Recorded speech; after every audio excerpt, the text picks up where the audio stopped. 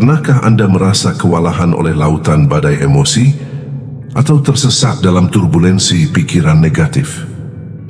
Apakah Anda akan percaya jika saya mengatakan bahwa kebijaksanaan kuno stoikisme dapat membantu Anda menemukan jalan keluar dari masa-masa gelap ini? Marcus Aurelius pernah berkata, Anda memiliki kendali atas pikiran Anda, bukan atas peristiwa di luar diri Anda. Mari kita telusuri makna mendalam dari kata-kata ini, dan mari kita mulai perjalanan yang akan mengubah hidup Anda selamanya. Bersama kami dari 7 pelajaran stoikisme, pelajaran ini akan membimbing Anda untuk mengendalikan emosi dan mengarungi badai kehidupan di tengah kekacauan hidup. Pelajaran pertama, ketahuilah apa yang dapat Anda kendalikan. Seringkali kita cemas tentang hal-hal yang sebenarnya di luar kuasa kita. Pikiran negatif sering lahir dari hal-hal seperti, apa kata orang? Bagaimana hasilnya nanti? Kenapa ini bisa terjadi padaku? Tapi Marcus Aurelius mengingatkan, Anda memiliki kendali atas pikiran Anda, bukan atas peristiwa di luar diri Anda. Bayangkan Anda memegang payung di tengah badai. Anda tak bisa menghentikan hujan, tapi Anda bisa tetap kering jika memilih berteduh. Fokuskan energi Anda pada apa yang bisa Anda ubah dan lepaskan sisanya. Pelajaran kedua, jangan reaktif, jadilah reflektif. Pernah marah dan menyesal setelahnya? Kita semua pernah. Stoikisme mengajarkan untuk memberi jeda. Jangan langsung bereaksi.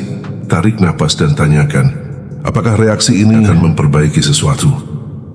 Apakah ini penting 5 tahun dari sekarang?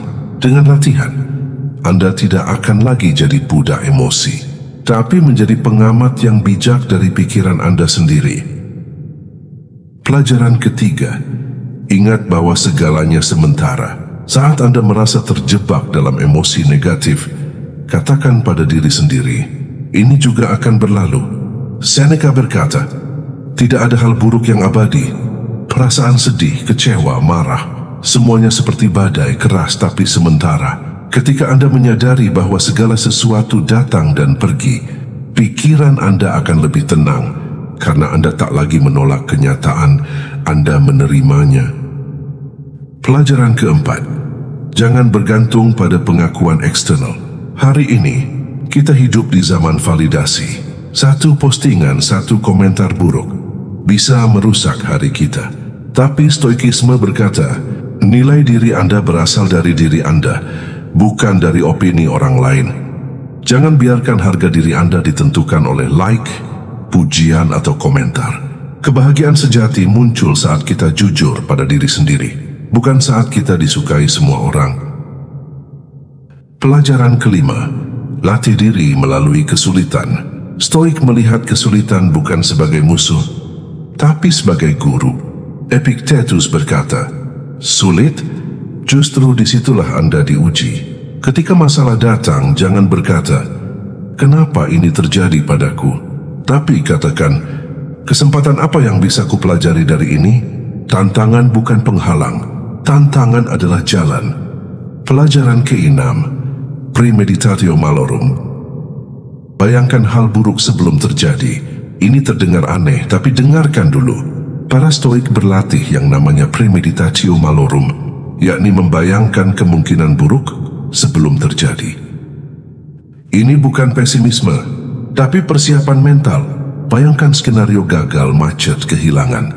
Saat hal itu benar-benar terjadi, Anda tak panik karena Anda sudah siap.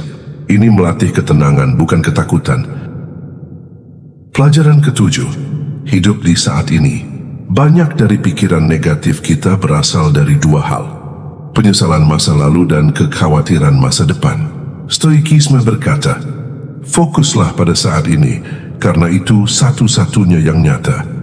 Saat Anda menyikat gigi, menyikatlah. Saat Anda makan, makanlah. Jangan pikirkan yang belum terjadi, karena damai hanya bisa ditemukan di masa sekarang. Teman-teman, 7 pelajaran ini bukan sekadar filosofi kuno. Ini adalah cara hidup. Mulailah dari 1 pelajaran saja. Ulangi, latih, hidupi.